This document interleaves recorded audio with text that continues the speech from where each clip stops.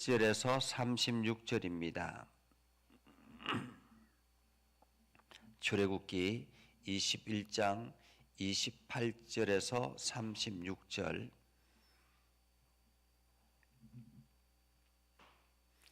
다 같이 한 목소리로 읽겠습니다. 소가 남자나 여자를 받아서 죽이면 그 소는 반드시 돌로 쳐서 죽일 것이요 그 고기는 먹지 말 것이며 임자는 형벌을 면하려니와 소가 본래 받는 버릇이 있고 그 임자는 그로 말미암아 경고를 받았으되 단속하지 아니하여 남녀를 막론하고 받아 죽이면 그 소는 돌로 쳐 죽일 것이고 임자도 죽일 것이며 만일 그에게 속죄금을 부과하면 무릇 그 명령한 것을 생명의 대가로 낼 것이요 아들을 받든지 딸을 받든지 이 법규대로 그 임자에게 행할 것이며 소가 만일 남종이나 여종을 받으면 소 임자가 은 30세겔을 그의 상전에게 줄 것이요 소는 돌로 쳐서 죽일지니라. 사람이 구덩이를 열어 두거나 구덩이를 파고 덮지 아니하므로 소나 나귀가 거기에 빠지면 그 구덩이 주인이 잘 보상하여 짐승의 임자에게 돈을 줄 것이요 죽은 것은 그가 차지할 것이니라.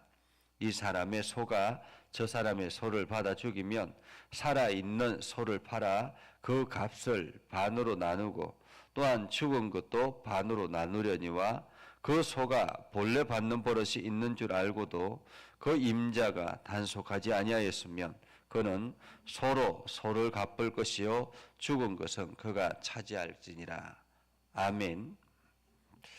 오늘도 하나님의 은혜가 여러분에게 가득하기를 바랍니다.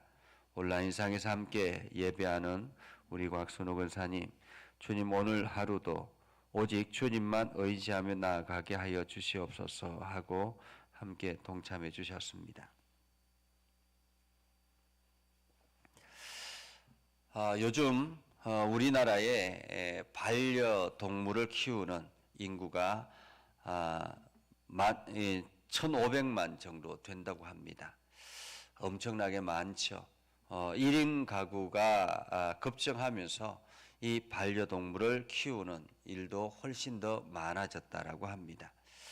그렇기 때문에 이 반려동물을 위한 보호법 등록을 반드시 해야 된다라고 합니다. 근데 이러한 반려동물이 급증함으로 인해서 생기는 부작용들도 굉장히 많습니다. 그것은 바로 유기라는 거예요. 유기.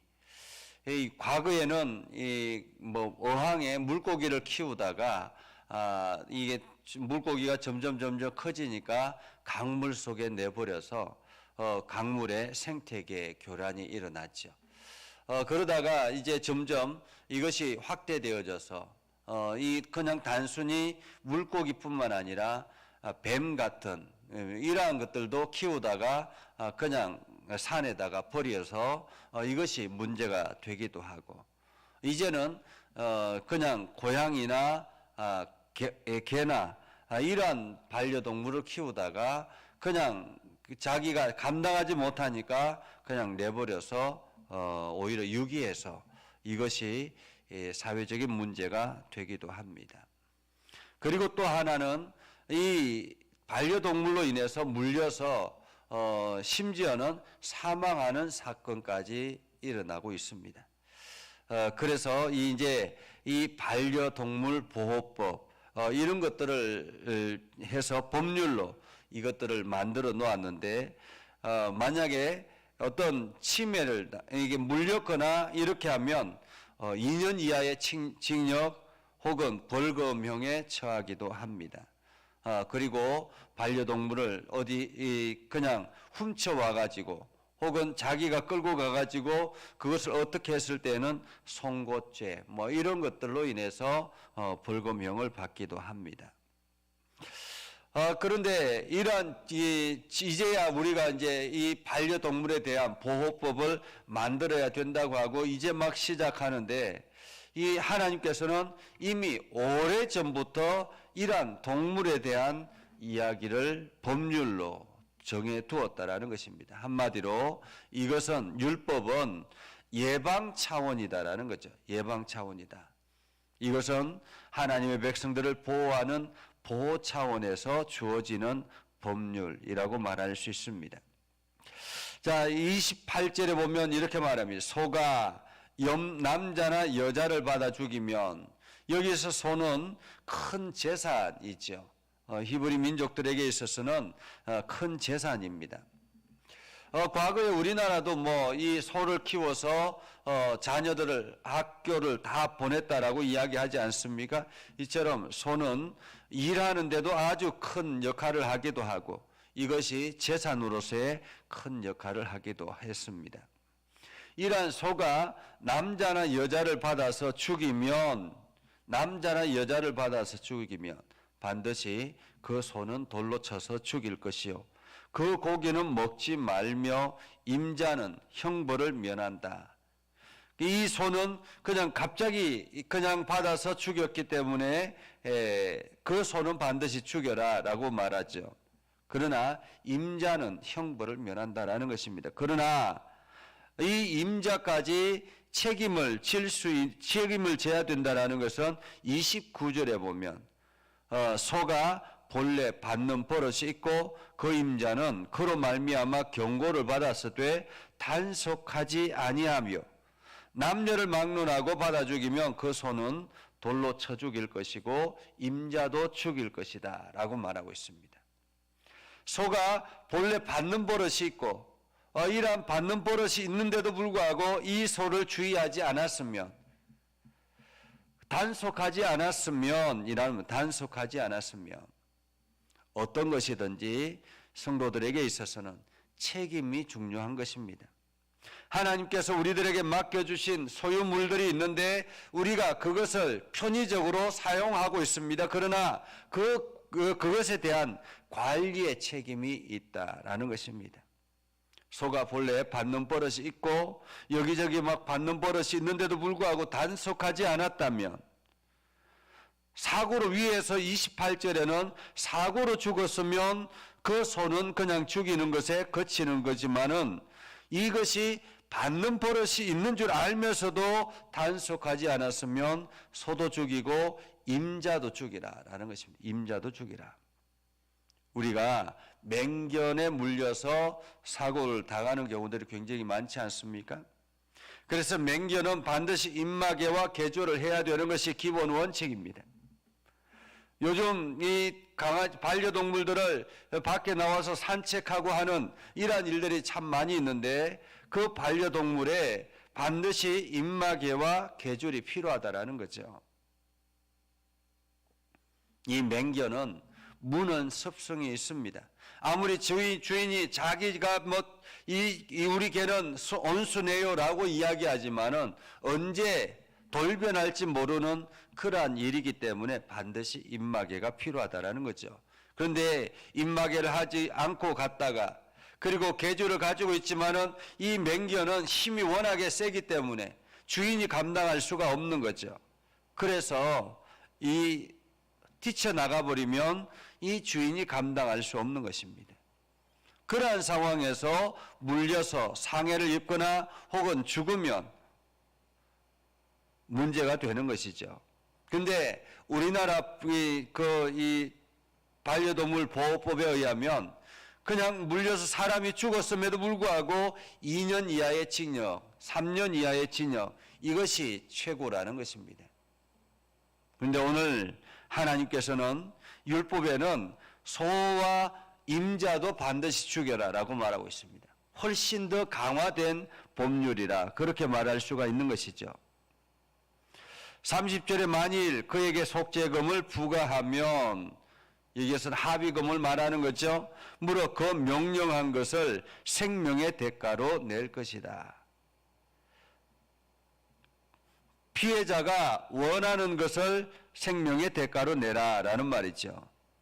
아들을 받든지 딸을 받든지 이 법규대로 그 임자에게 행할 것이며 소가 만일 남종이나 여종을 받으면 소 임자가 은 30세겔을 그의 상전에게 주고 소는 돌로 쳐서 죽여라 라고 말하고 있죠.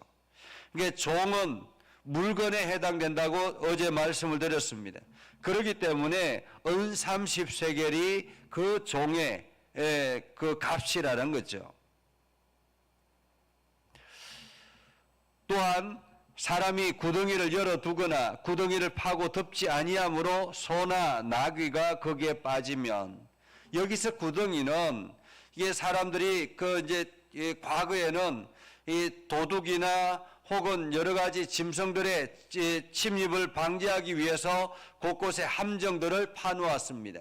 이게 집 주변에 함정들을 파놓다가 거기에 이 소가 빠지면, 소가 낙이나 소나 낙이나 이것이 빠지면, 그렇게 해서 문제가 생기면 그 주인에게 잘 보상해 주라라는 것입니다.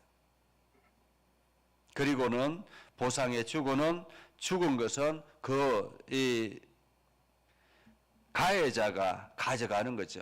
그러니까 소값은, 나귀값은 그 가해자가 지불을 하고, 그리고 죽은 것은 가해자가 가져가는 것입니다.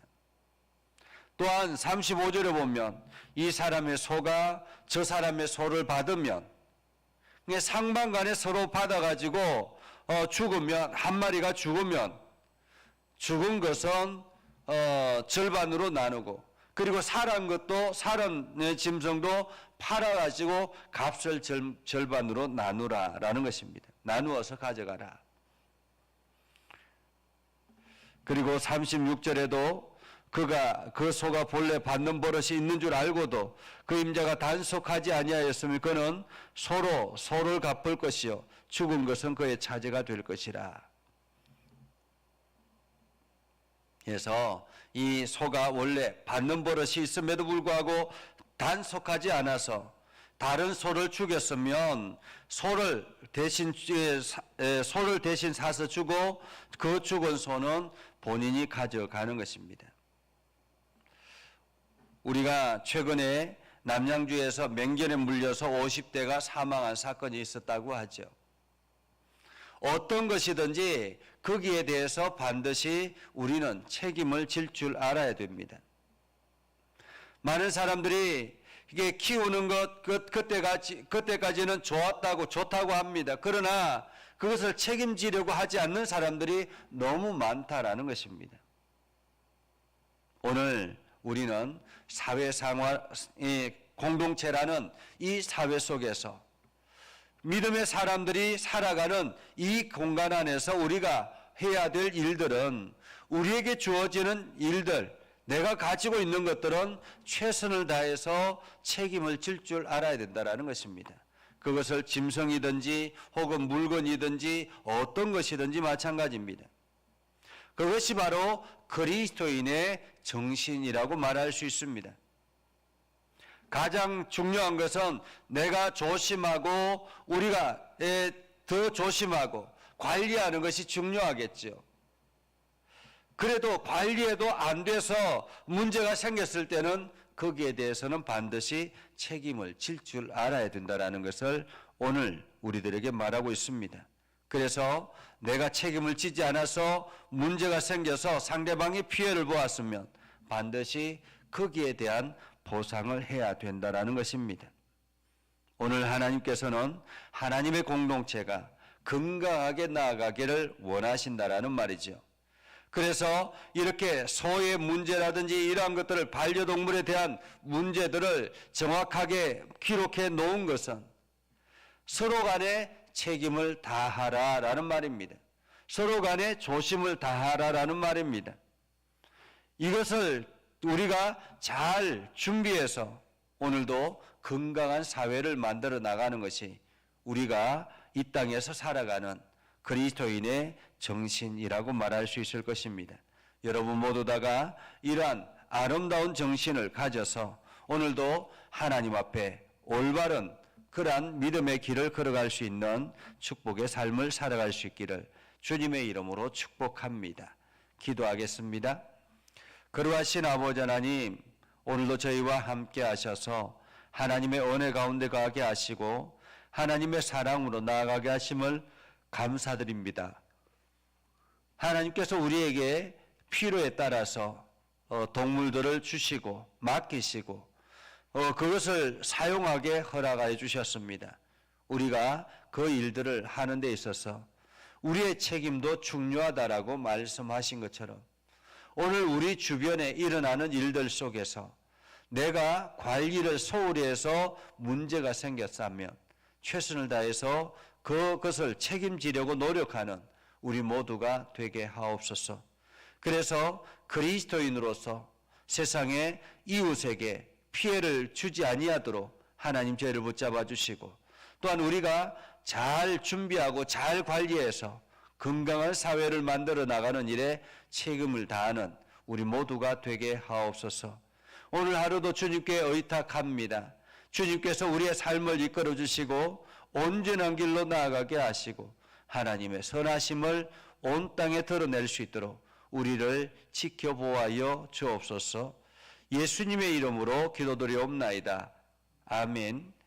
이제는 우리 구주 예수 그리스도의 은혜와 하나님 아버지 극진하신 사랑과 성령님의 감화 감동 역사 위로 교통하시며 은혜가 오늘도 주의 말씀 안에 있는 믿음의 백성들 위해 하는 모든 일들 위해 영원토록 함께 하옵시기를 간절히 축원하옵나이다.